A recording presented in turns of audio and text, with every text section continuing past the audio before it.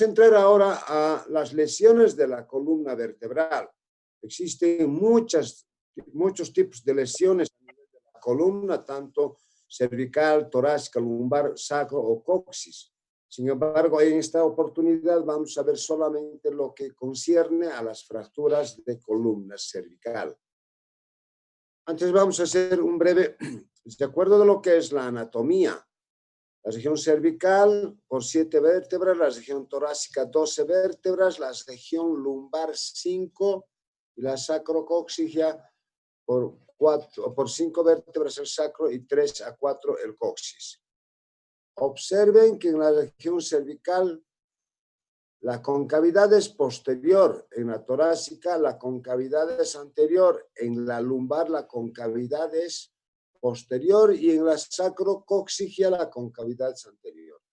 Esto determina una distribución del peso corporal adecuado y compatible con la biomecánica de la distribución del cuerpo. Por otra parte, observen que una vértebra común tiene un cuerpo, tiene una apópsis espinosa, 2 apópsis transversas. Entre el cuerpo y las apópsis transversas está la parte del pedículo a cada lado.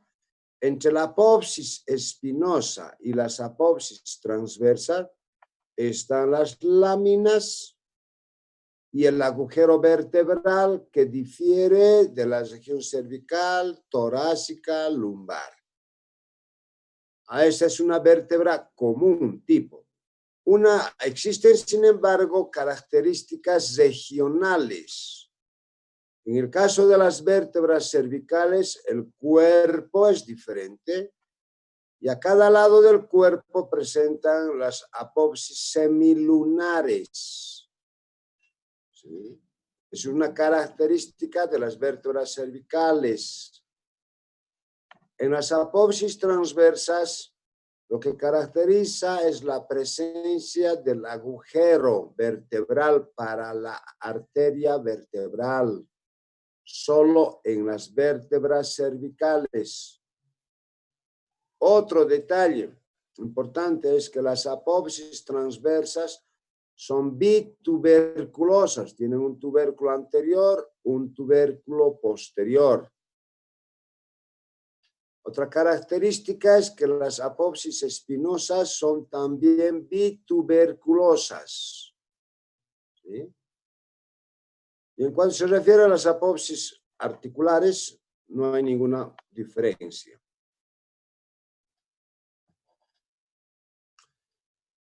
En cuanto se refiere al mecanismo de acción para las lesiones a nivel de la columna cervical, generalmente son el 99% traumas indirectos, caídas. Observen ustedes a nivel de la cabeza, de altura, puede haber caídas sobre la región sacrocoxígea.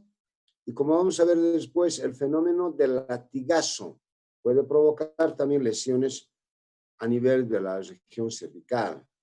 Ahora es importante diferenciar si es solamente lesión ósea pura o es que se viene acompañada de lesiones neurológicas. En lo que se refiere a los traumas directos, pueden darse estos fenómenos, sobre todo por armas de fuego. En accidentes automovilísticos también pueden darse esos fenómenos, esos mecanismos. Lo que caracteriza es el dolor, ¿no?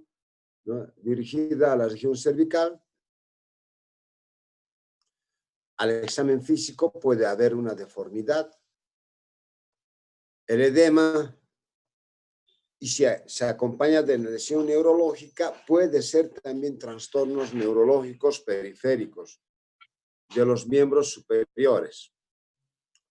Para el diagnóstico es importante hacer la anamnesis, el antecedente, ¿sí?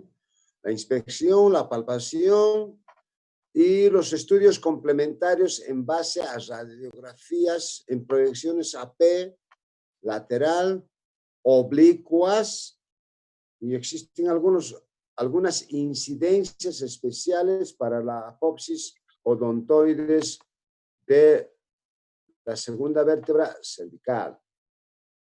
En lo que se refiere a la incidencia, un 5% de las lesiones de columna están en la región cervical, 40% están asociadas a fracturas del axis, ¿sí? Y un porcentaje mayor también está relacionado con el tipo de fracturas por estallamiento, como vamos a ver las fracturas de Jefferson. Ahí tiene una fractura de Jefferson, fractura conminutiva, que compromete varios segmentos de una sola vértebra. Obviamente estas lesiones se caracterizan por compromiso neurológico.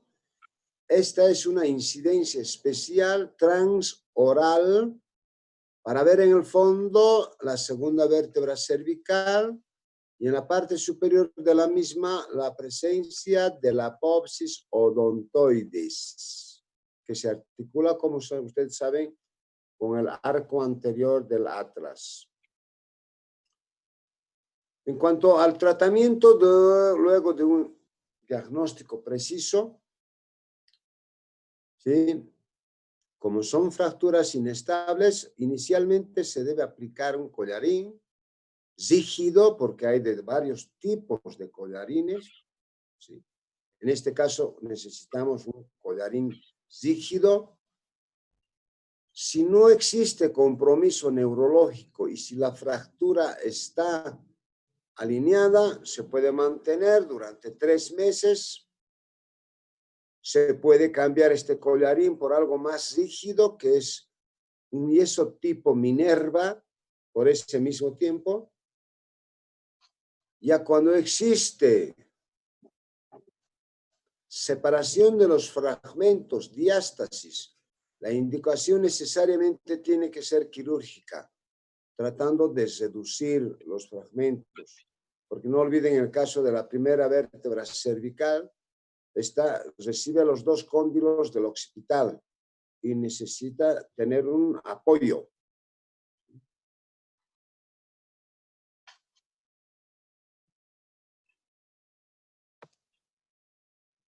Observen esta imagen. En el lado derecho tenemos la primera vértebra cervical, acá abajo está la segunda con su apopsis odontoides, el arco anterior del atlas, la articulación, ¿sí?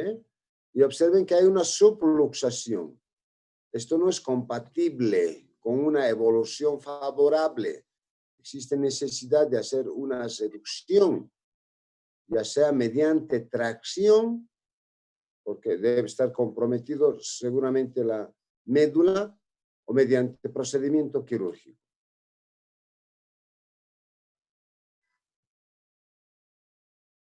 En muchos casos existe una asimetría del cuello con la cabeza que puede confundir con una tortícolis. La tortícolis es una contractura muscular del esternocleidomastoideo, que puede ser congénita o adquirida, la tortícolis.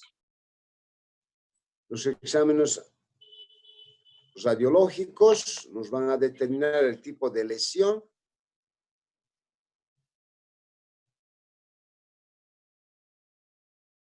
Las fracturas pueden estar acompañadas de rotación, por ende es importante ver la necesidad o no de proceder a la reducción, si es que fuera. En el caso de la segunda vértebra cervical, aquí ustedes observen la apopsis odontoides. Es posible de que las fracturas a este nivel se den en la cabeza, en el cuello o en la base. Y después el resto del cuerpo de una vértebra es similar a una vértebra cervical común. Observen ustedes que para las lesiones a nivel de la segunda vértebra cervical es importante que se produzcan mecanismos de hiperextensión o de hiperflexión, o ambos a la vez, cuando se trata de accidentes automovilísticos. Recuerden que generalmente la persona está sujeta por el cinturón de seguridad, eso es lo que le mantiene fijo acá, y es solo la cabeza la que va a venir a la región anterior, no siempre el cuello y todo. En muchos casos hay indicación, cuando hay inestabilidad, hay indicación quirúrgica, como este caso. La cirugía está indicada ya sea por vía posterior, como en este caso, o por vía anterior, dependiendo del tipo de lesión. En este caso observa una fractura de la base de la apófisis odontoides, no está luxada, es posible de hacer un tratamiento incruento utilizando un collar rígido o un Minerva, como habíamos indicado, durante mínimamente 3 meses. Observen en esta imagen también, se observa otra vez una fractura del cuello de la apófisis odontoides. Ahí está otro tipo de lesiones, vamos a avanzar.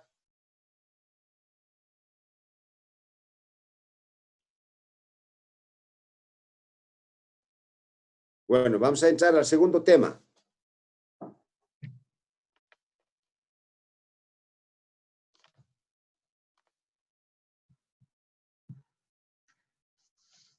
Doctor, buen día, disculpe. A mí ya me había repartido el tema para hacer el uso de fracturas de la columna dorsolumbar y lo tengo preparado el tema. No sé si lo puedo exponer ahora. Expongo en base a mis imágenes, porque no me has mandado tu trabajo, no es recibido, Nita. Y no te puedo yo hacer. Si no es recibido o no es revisado el trabajo tuyo, es que tú deberías haberme mandado para que yo los revise. Está bien, doctor. ¿Quieres exponer en base a las imágenes? Yo te cedo y tú vas hablando. Sí, está bien, doctor. Vale, ahí tienes algo que puedas aprovechar para leer. Solamente tenemos 15 minutos, creo yo. Ya.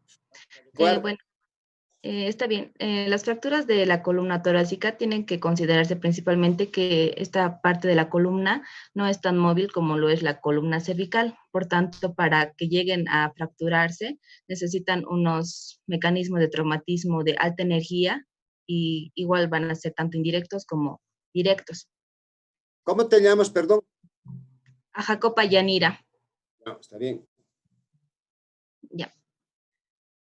Generalmente los mecanismos que van a causar son las caídas tanto de pie, de sentado o, como dije, traumatismos directos que van a ser en todo caso golpes directos en esta región de la columna, ya sea torácica o en el caso de la lumbar igual a nivel de esa región. ¿Puede pasar a la siguiente diapositiva? Ya. Como dije, los mecanismos de la lesión pueden ser por compresión, en el caso de los indirectos compresión, por estallido, por flexión, separación, o también llamados flexión, disrupción o distensión, y la fractura, luxación, que en este caso esta es la más grave porque va a comprometer los 3 pilares de la columna. Aquí, como decía, ¿a qué nos referimos cuando digo los 3 pilares de lo que es la columna vertebral? En esto hay una clasificación de Dennis, que él se basa para determinar la estabilidad y funcionalidad de la columna y divide en 3 pilares, lo que es la columna anterior, que comprende la parte anterior del cuerpo vertebral y el ligamento común vertebral anterior, la columna media, que comprende la parte posterior del cuerpo vertebral, el ligamento común vertebral posterior, y lo que es la columna posterior, que va a comprender todo el arco posterior, que son las apófisis transversas, las apófisis espinosas, las apófisis articulares, los pedículos, las láminas y los ligamentos. Ligamento interespinoso, supraespinoso, ligamento intertransverso, y esos serían, en sí, estos 3 pilares van a conformar lo que es la unidad funcional de la columna vertebral. Y Dennis nos determina 2 consideraciones a partir de estos 3 pilares para clasificar las fracturas. Uno es la estabilidad de la columna y se va a clasificar, por tanto, en fracturas estables y en fracturas inestables. En el caso de las fracturas estables es donde llega a comprometer solo uno de los pilares de la columna vertebral y generalmente llega a ser el pilar anterior, pero también puede ser el caso del pilar posterior. En este caso no llega a haber un compromiso neurológico. y generalmente el mecanismo por el que suelen pasar estas fracturas es por flexión-compresión de la columna anterior. Ahora, en el caso de las fracturas inestables, ya llega a haber compromiso de dos o más pilares de la columna. En este caso pueden ser, en el caso del mecanismo por estallido, que se compromete tanto el pilar anterior como el pilar medio, o en el caso de las fracturas de duxofracturas, que están comprometidas los tres pilares, o la fractura por el mecanismo de flexión-disrupción, que generalmente compromete lo que es el pilar medio y el pilar posterior. Ahora, la segunda consideración que toma también Denis es el grado de lesión. Ahí se clasifican las fracturas con lesiones mayores y lesiones menores. Y obviamente las fracturas con lesiones menores son las estables y las fracturas con lesiones mayores tienden a ser inestables. Tomando en cuenta las fracturas con lesiones mayores, igual se dividen en 4 subtipos, que son por su mecanismo. Las primeras, que son las fracturas por flexión-compresión.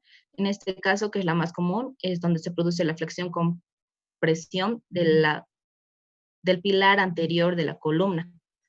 En este caso, no va a haber una afectación neurológica generalmente y por ello se consideran fracturas estables. En el segundo caso, el mecanismo es las fracturas por estallido. En este otro tipo se compromete tanto el pilar anterior y el pilar medio. En este caso pueden haber fragmentos que llegan a invadir lo que es afectar a la médula y por tanto llegan a considerarse inestables porque causan una inestabilidad neurológica. Y esto también es variable de acuerdo al sector en el que se produzca la fractura, ya que hasta el nivel de la L3 se puede soportar un 60% de ocupación de compromiso medular y puede hasta no llegar a afectar, pero a nivel de la T12, un 25% ya llega a manifestar síntomas, signos neurológicos. Y a cualquier nivel de la columna, el 75% de la ocupación y el compromiso neurológico lo clasifica como una fractura inestable. El siguiente mecanismo es lo que es la fractura por flexión-disrupción o también flexión-distensión. Esta es la típica fractura que se daba en el caso por el cinturón de seguridad que era horizontal, donde se produce una flexión y en este caso el pilar anterior es el que generalmente resiste este mecanismo y lo que se llega a fracturar es tanto el pilar medio como el pilar posterior.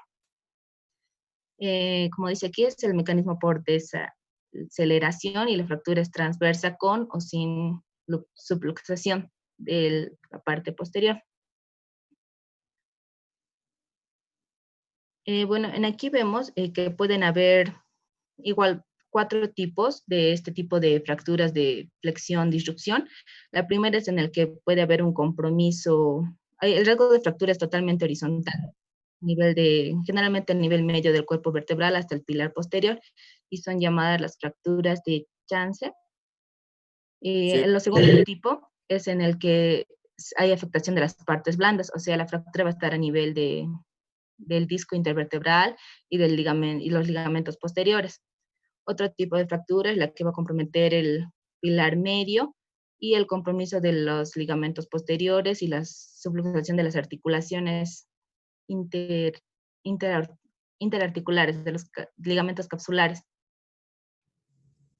Y el último tipo es la fractura luxación. En este es donde están fallando las 3 columnas y los mecanismos pueden ser tanto por flexión, rotación y cizallamiento. Estas son consideradas fracturas inestables, ya que hay alta probabilidad de que tengan compromiso neurológico grave y por tanto pueden dejar secuelas irreversibles.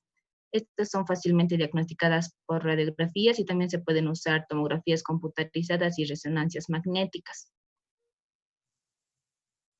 Dentro de esta, igual se subdividen según el mecanismo que produce la fractura luxación por el tipo A, flexión-rotación, el tipo B por cizallamiento posterior, el tipo C por cizallamiento anterior y el D por el flexión-distracción. Ahí están las 4 imágenes.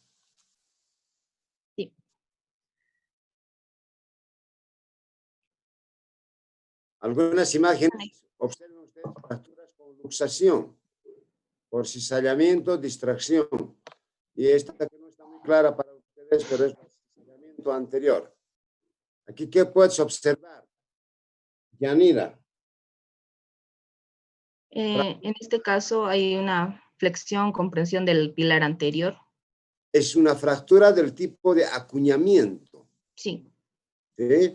Ahora, en esta otra imagen, esto en unas radiografías simples es posible poder diagnosticar, pero este tipo de lesión, donde hay una fractura del cuerpo, es posible que se diagnostique, pero esta otra imagen, ¿sí?, que está dada a nivel de lo que viene a ser el pedículo y que hay compromiso del canal vertebral, es difícil poder identificar con una radiografía simple.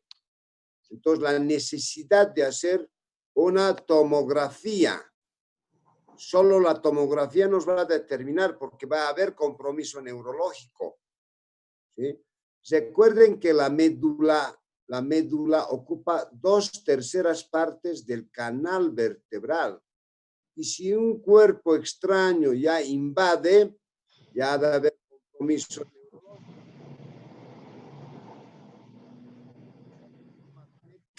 Sirve para determinar el tipo de compromiso a la parte blanda, que en este caso es la médula espinal.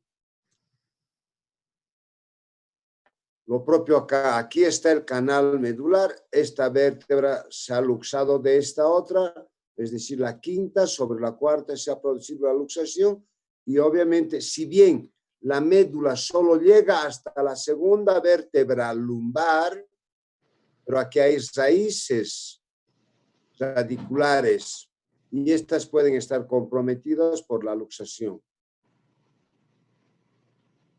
Ahora, existen las fracturas toracolumbar por estallido. Son fracturas ya múltiples, con compromiso neurológico. Vamos a ir avanzando. En la clínica, ¿qué puedes decir, Yanira? Bueno, el síntoma más importante va a ser el dolor, que es muy evidente a nivel de la fractura. Otro síntoma que se puede tener es y signo también es la contractura muscular, que va a dar una limitación al movimiento de la columna vertebral. Un signo que también es importante que podemos ver ante la palpación va a ser la prominencia de las apófisis espinosas, que nos va a sugerir una fractura de ese nivel. Y también es importante considerar los signos neurológicos como signos indirectos de una fractura en la columna vertebral.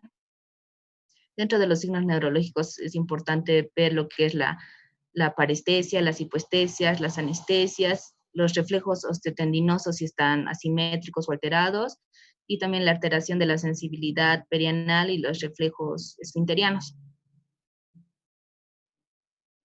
En resumen, entonces, tenemos que evaluar lo que es la sensibilidad, la motricidad, los reflejos osteotendinosos y la sensibilidad de los reflejos esfinterianos. El diagnóstico diferencial principal que se puede tener es la hernia del disco, ya que también va a producir un dolor intenso a ese nivel. Para el diagnóstico, como ya nos mencionó igual el doctor, se usa la radiografía, que es muy útil para ver la localización de la fractura y qué fragmentos están movilizados, y también la tomografía computarizada y la resonancia magnética para ver el compromiso neurológico.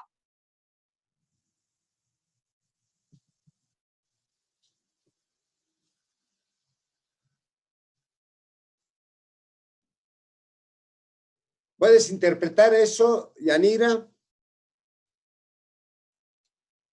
Es un signo radiológico, es el perrito de, no me acuerdo bien el nombre. Chapel. Chapel, y que generalmente si se ve, como decía, el decapitamiento, entonces nos sugiere una fractura a nivel de los pedículos. A nivel de los pedículos. Esto es lo normal que se observa en una radiografía simple. Sí. Cuando hay lesión a nivel de la región de la columna, a nivel de los pedículos, se produce la fractura a nivel del cuello del perrito. Y esta imagen es conocida como la lesión o el perrito de la Chapelle. Bueno, el tratamiento es variable de acuerdo al nivel y la gravedad de la fractura, que puede ser en 3 niveles. Uno que es el reposo, que puede ser relativo o absoluto en cama. En caso de ser relativo, es en las fracturas con lesiones menores o estables. En el caso de reposo absoluto en cama es cuando hay fracturas estables con inestabilidad mecánica. El segundo nivel de tratamiento está el reposo más inmovilización externa, donde se hace uso de unas fajas con varas de aluminio. Eso se considera inmovilización externa, y el tratamiento quirúrgico que sería ya lo que es inmovilización interna, que se da en las fracturas inestables que tienen compromiso neurológico y necesitan esa corrección de descompresión y estabilización.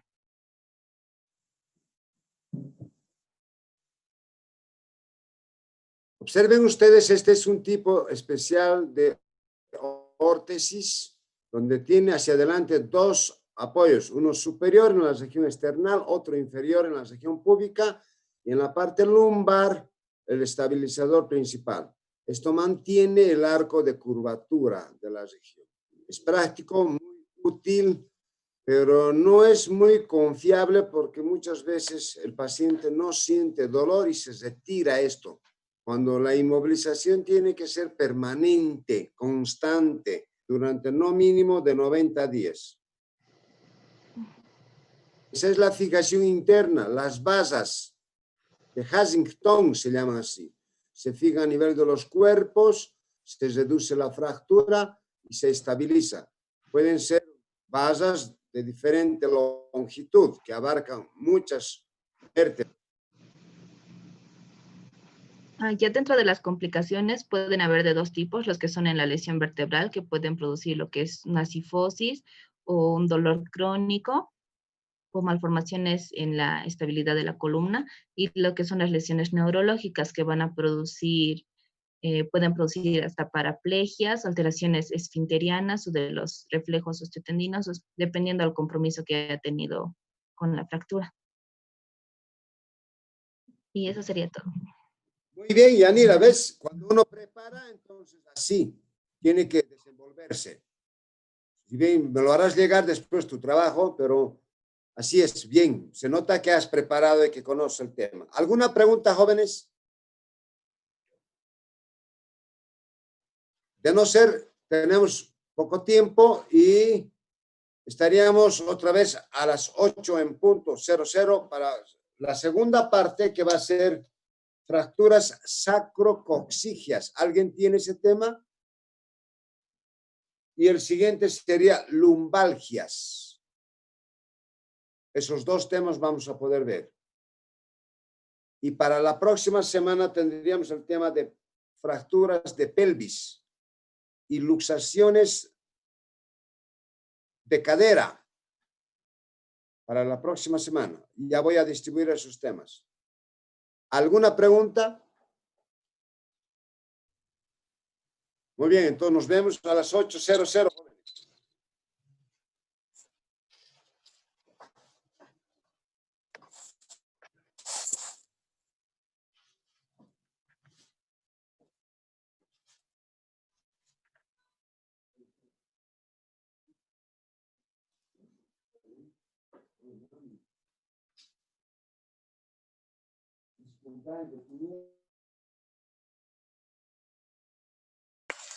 ¿Me escuchan? Sí, doctor.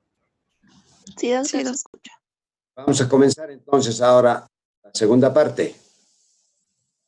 El tema es de las fracturas y luxaciones del sacro y del coxis.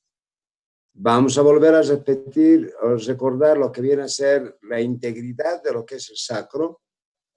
Recuerden que están unidas por 4 o 5 vértebras sacras y que en su conjunto forman un macizo óseo de forma prismática triangular de base superior, vértice inferior. La base se articula con la quinta vértebra lumbar y el vértice con el coxis. Tiene dos caras, una cara anterior, una cara posterior. En la cara posterior vemos la cresta sacra, que no es otra cosa que la sobreposición de las apófisis espinosas de las vértebras sacras. Otro detalle que hay que considerar es la presencia de los agujeros sacros anteriores en la cara anterior y posteriores en la cara posterior. Los bordes son dos, izquierda y derecha. En la mitad superior está la carilla auricular, que se articula con los ilíacos. Y la mitad inferior es un borde libre. ¿Sí?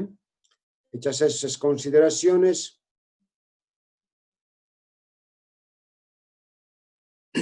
indicar que este tipo de lesiones pueden obedecer a traumas generalmente de tipo directo, mecanismos traumáticos de tipo directo de alta energía, que pueden afectar la integridad del sacro y producirse fracturas aisladas, es decir, solo fracturas, o acompañadas de luxación de la articulación sacroiliaca correspondiente. Considerar también que las fracturas del sacro, por constituirse el sacro un hueso compacto, macizo y en su interior esponjoso, conllevan a hemorragias profusas, difíciles de contener y que pueden provocar trastornos de la hemodinámica circulatoria. Entonces eso hay que considerar. En la imagen del lado izquierdo podemos observar la articulación lumbosacra, ¿sí?, que tiene una dirección oblicua de atrás hacia adelante y de arriba hacia abajo. Ya entre las vértebras pueden haber luxación pura, una luxación total y una luxación completa con desplazamiento. ¿Sí? Pueden clasificarse de acuerdo a la columna que afecta, la columna medial, la columna lateral o la columna externa. Y obviamente eso puede comprometer también la integridad del canal. En el canal ya no existe médula, simplemente las raíces del plexo sacro y las diferentes variedades de las lesiones a este nivel.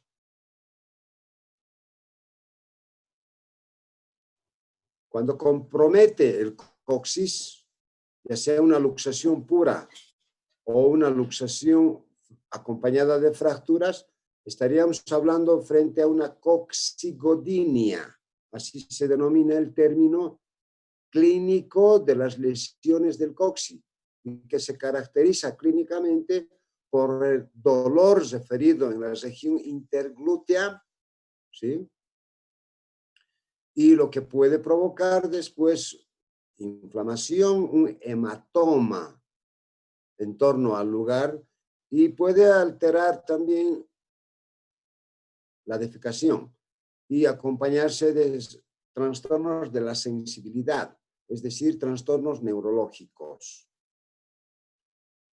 El mecanismo para este tipo de lesiones es caídas de sentado, caídas sobre la región coxígea, más generalmente relacionados al sexo femenino.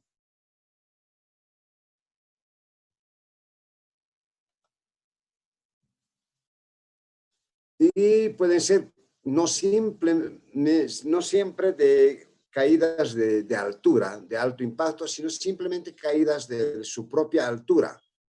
En la actividad deportiva pueden obedecer también a traumas directos como puntapiés.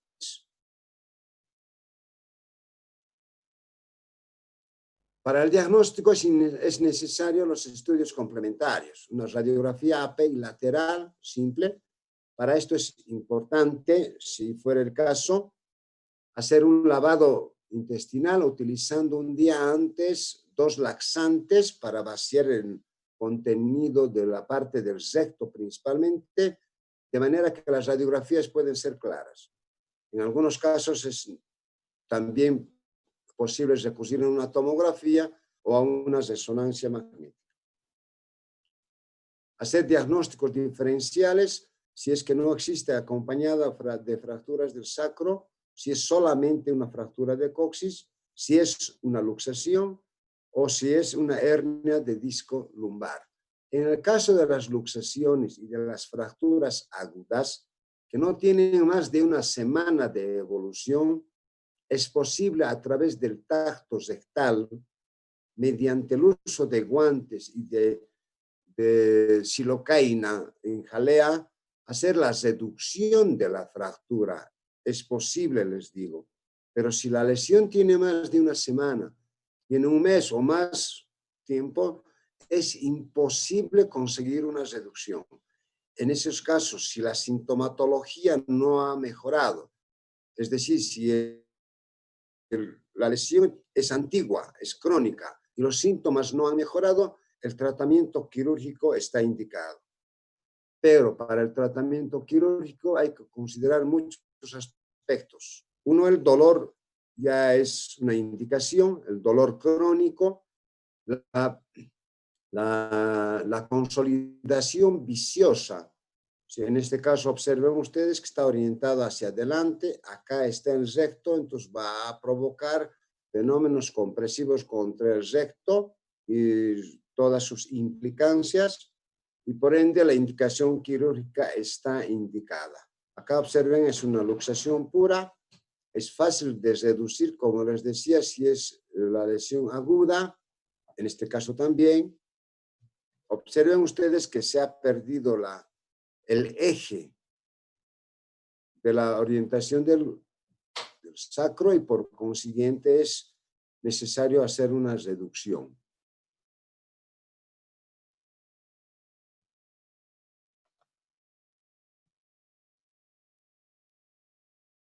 Una vez realizado el diagnóstico definitivo de la lesión, si es luxación pura, si es fractura o si es luxofractura, el tratamiento puede ser conservador si mantiene el eje de la posición del sacro y el coxis. Si existe desplazamiento, se hará una reducción manual, como les indicaba yo. Y posteriormente se pueden utilizar analgésicos, antiinflamatorios, relajantes musculares. Y la evolución generalmente es crónica. Hay una necesidad de hacer un reposo absoluto durante, miren ustedes, 2 a 3 semanas. Generalmente en decúbito lateral, pero si es que no es satisfactorio, se utilizan almohadas especiales para el reposo. Como ustedes observarán en la posición lateral, existen los cojines que se pueden utilizar de forma circular, aquí de forma cuadrangular, pero la parte central mantiene una abertura que permite que no haya apoyo directo de la región coxígea.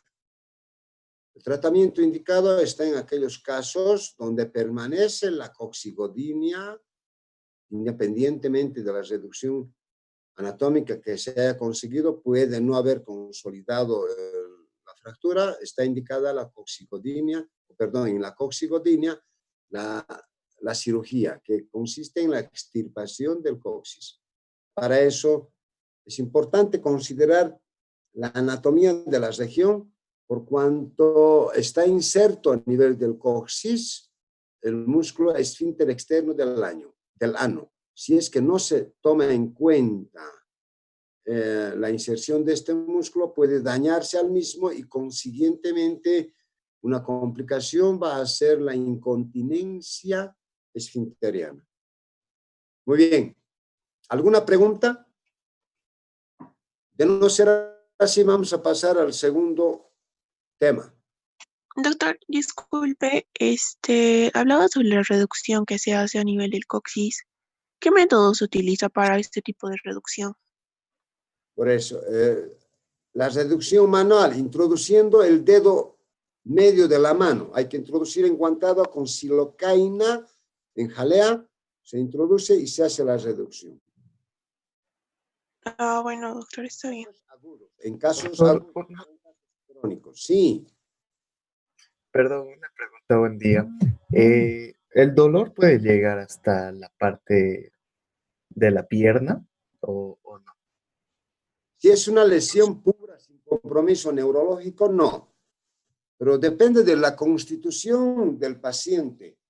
Algunos pacientes dicen, me duele ahí, me duele hasta la región occipital, o sea, no hay una relación de nexo neurológico, pero el paciente puede manifestar eso. Es que el dolor es tan intenso, de verdad que no cede con analgésicos simples en los casos agudos. Y creo yo que un 70% de todos nosotros hemos debido en algún momento sufrir este tipo de traumas y muchas veces pasan desapercibidos. ¿Quién no ha Sí, sufrido? doctor. Gracias.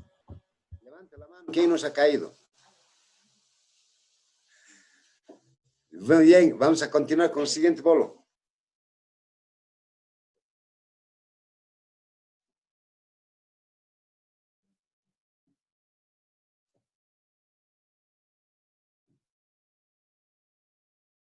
Siempre es un mal que estés.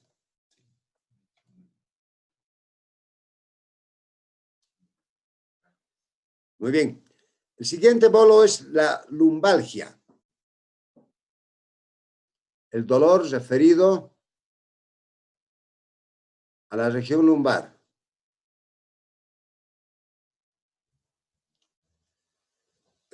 Obedece a múltiples factores, ¿sí? A múltiples factores. Y como en la región, la anatomía está compuesta por las vértebras, está compuesta por los discos intervertebrales, está compuesta por los ligamentos intervertebrales a nivel de cuerpo, de los pedículos, de las apófisis transversas, de las apófisis espinosas y principalmente está reforzada por la presencia de los músculos. ¿Sí? De manera que una lumbalgia puede estar localizada en esos detalles anatómicos. Y cuando es a nivel muscular y de causa injustificada, es decir, no tiene un mecanismo que haya provocado, entonces el dolor puede estar referido al plano muscular paravertebral. ¿Sí? A eso es lo que comúnmente se conoce como la lumbalgia. Tomando en cuenta el arco de la curvatura lumbar de concavidad posterior, en algunos casos, como en el sexo femenino, puede estar aumentado, lo que determina digamos así, un eje estético aceptable, pero funcionalmente no es recomendable.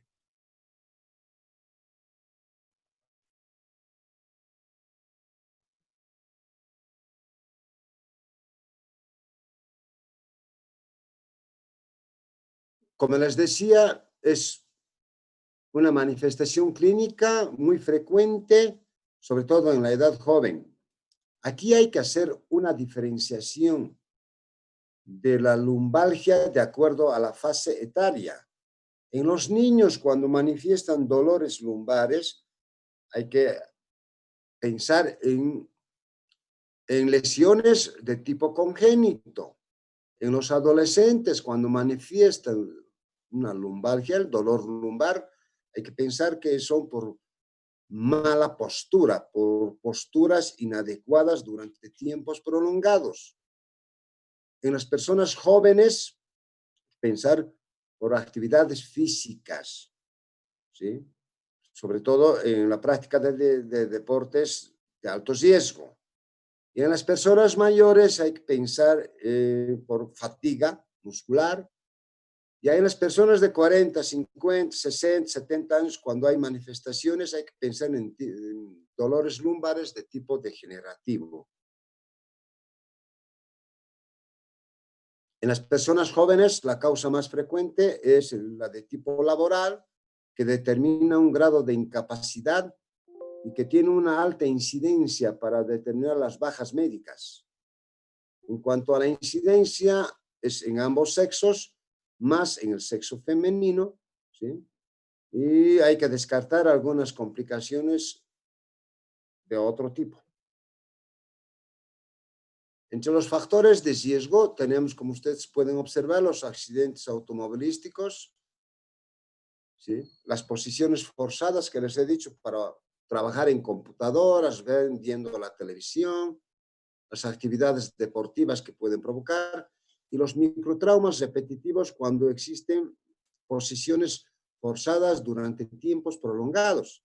En cuanto se refiere al trabajo físico, en algunos casos pesado y en algunos casos simplemente por posiciones forzadas durante la flexión o durante la extensión. Entonces, en la anamnesis hay que considerar que el factor puede ser de tipo traumático, de tipo tensional, cuando es la lesión a nivel muscular. El estrés está visto que es uno de los factores principales para la lumbalgia. Y en algunos casos, inflamaciones a nivel de los ligamentos paravertebrales. Eso es lo que va a determinar el dolor. Y generalmente cuando se ve que hay una lumbalgia, se pregunta al paciente, ¿no?, que localice el dolor. Si lleva toda la mano, es una lumbalgia. Si lleva solo un dedo para indicar el lugar donde duele, entonces puede ser una radiculopatía de tipo compresiva. Entonces ahí ya uno ve. Y esa radiculopatía va a determinar un dolor referido hacia el miembro del lado afectado. ¿Sí? Entonces la lumbalgia no. La lumbalgia es toda una zona, tanto que la lumbociática o la radiculopatía compresiva es a un solo lado, pero de tipo puntiforme. El origen es de tipo puntiforme.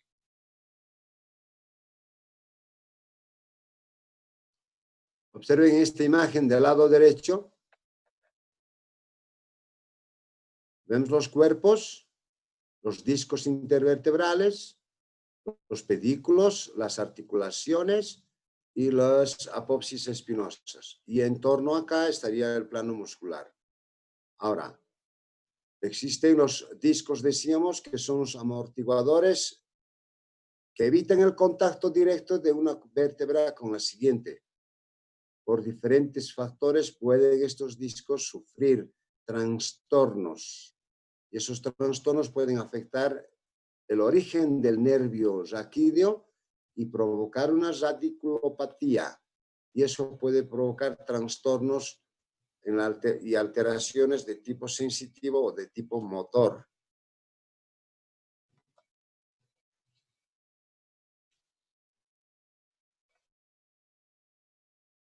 Observen esta imagen del lado derecho, el disco intervertebral, el canal raquídeo, la médula, la raíz de este lado. Vean ustedes el canal, ¿sí?, que está a nivel de los pedículos, y en este lado el disco ha sufrido un trastorno de tipo degenerativo, lo que ha provocado que comprima el trayecto del origen del nervio raquídeo, y esto va a provocar trastornos neurológicos.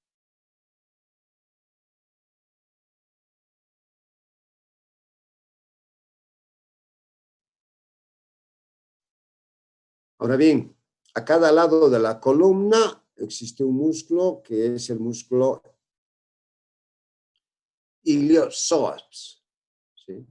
Este se inserta a cada lado de las vértebras, de las primeras 4 vértebras lumbares, y se dirige hacia abajo y hacia afuera, al interior de la pelvis, y sale de la pelvis para venir al trocánter menor.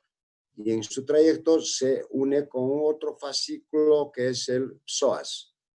El iliopsoas va a venir a insertarse acá. Entonces, este músculo también es pasible de trastornos musculares, de contracturas musculares y que pueden provocar lumbalgias. Otro músculo, este viene a ser el cuadrado lumbar, también es pasible de contracturas musculares, lo cual va a determinar también lumbalgias. Sobre todo cuando existen sobreesfuerzos.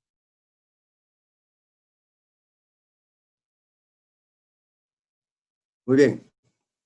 Los lugares donde puede manifestarse el dolor a nivel de la columna. Puede ser a nivel de los ligamentos común anterior o común posterior, a nivel de los cuerpos vertebrales, a nivel del disco intervertebral. La causa, aquí está, pueden ser por diferentes factores, y el tipo de dolor. Cuando es a nivel del ligamento común, sea anterior o posterior, el dolor es leve o difuso, pero permanente, difícil de tratar.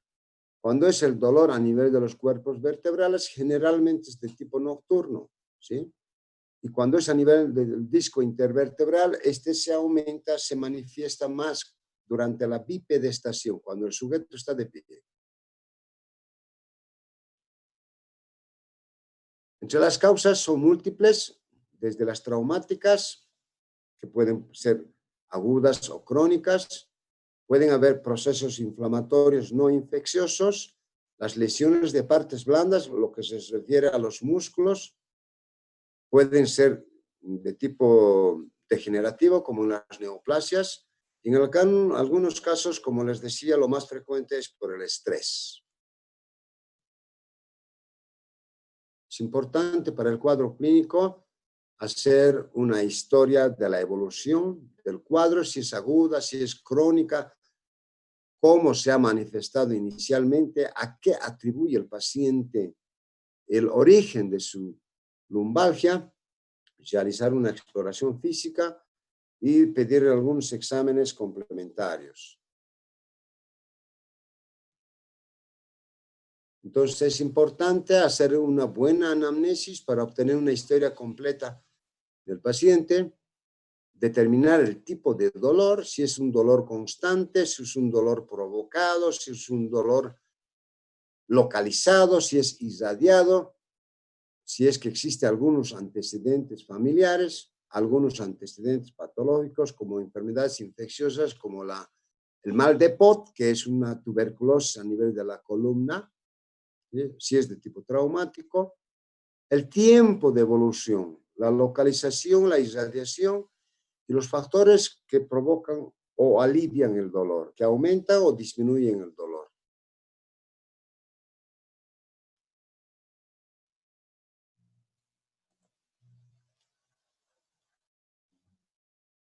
Es importante entonces la exploración física y tienen la secuencia de lo que es importante, de lo que es necesario hacer.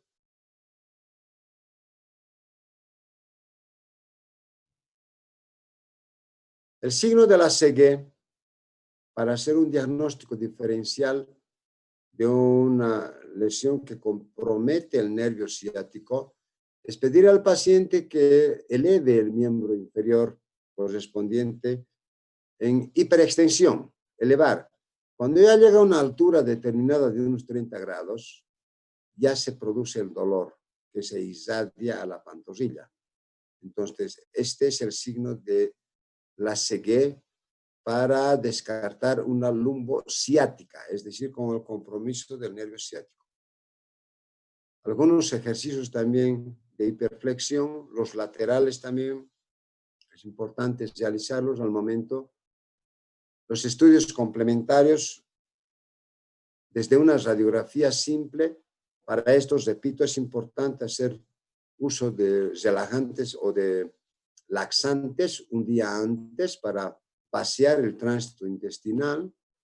Están indicadas la tomografía, la resonancia magnética, algunos estudios especiales como la discografía, y cuando existe compromiso neurológico es importante solicitar potenciales evocados para determinar los trastornos motores o sensitivos. Y ahí las indicaciones para cada estudio, ¿sí?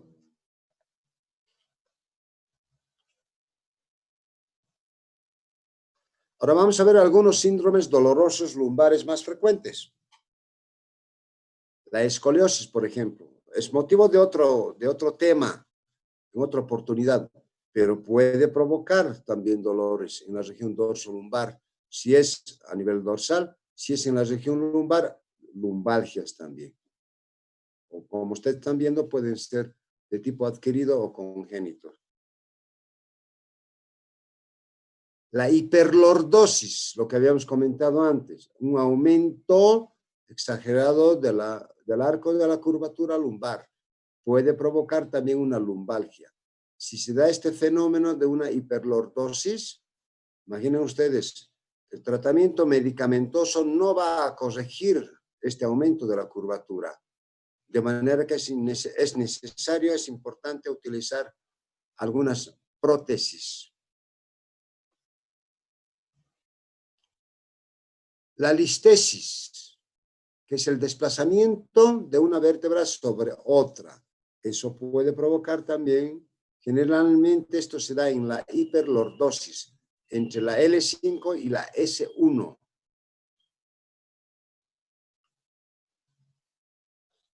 La artrosis vertebral también puede provocar dolores lumbares.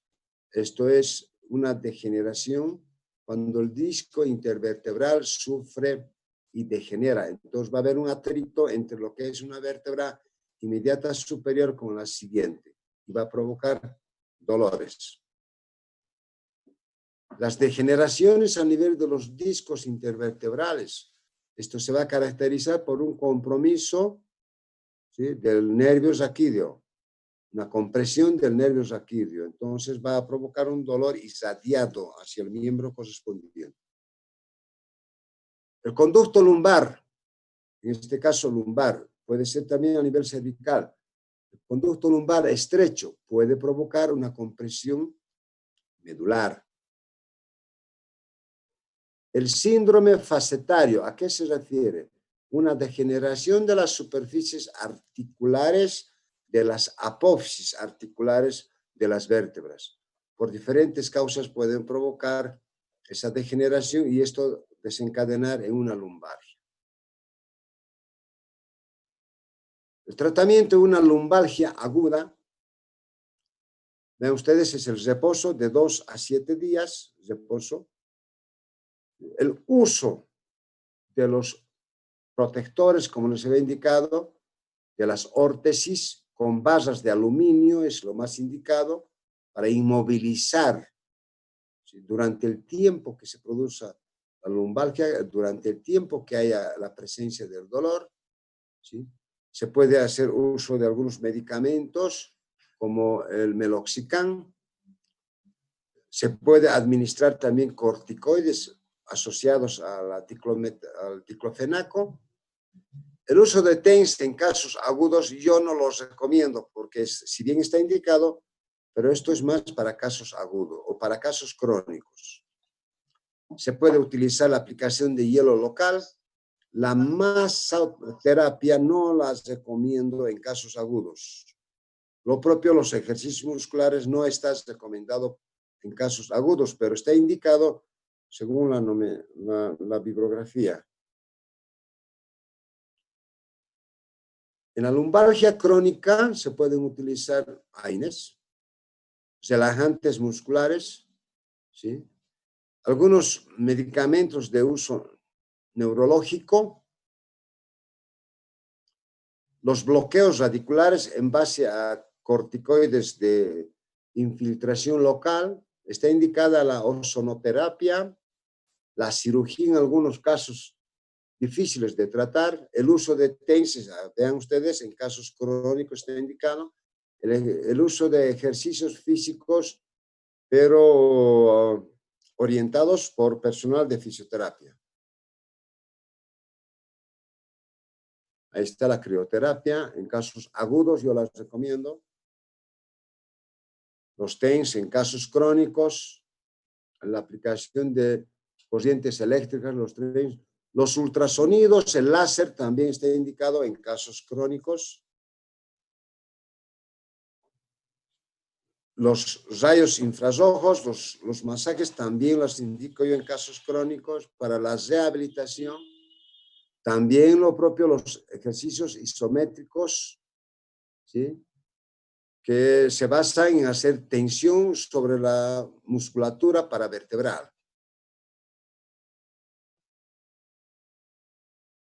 Los ejercicios físicos para casos crónicos. Ahí están las indicaciones. Ahí está la órtesis. Estos son los aparatos externos que deben tener estas barras de aluminio, como les estaba indicando. Estas se modelan de acuerdo al ángulo de la curvatura lumbar y se debe utilizar permanentemente en los casos agudos de día y de noche y en los casos crónicos solamente durante el día. Fáciles de poder usar.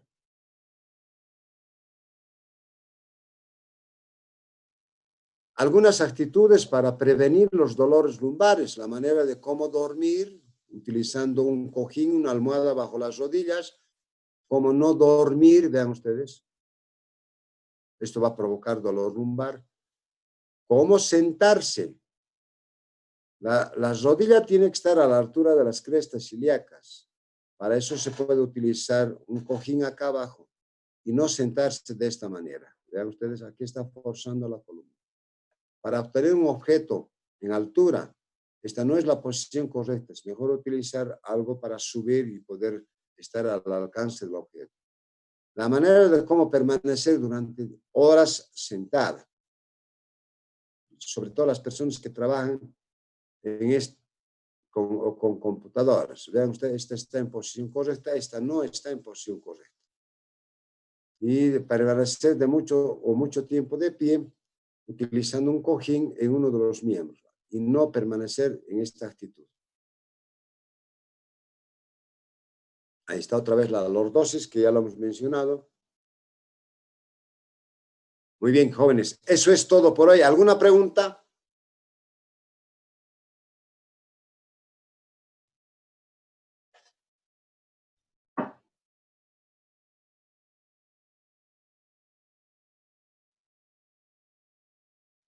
¿Todo bien, jóvenes? Sí, doctor. ¿Alguien quiere hacer alguna pregunta? Doctor, yo quería hacer una pregunta, buen día, sobre el tratamiento de ozonoterapia. Sí. ¿Cómo se da? ¿En qué casos? Crónicos, en los casos crónicos, y eso está sujeto a el servicio de fisioterapia. Los fisioterapeutas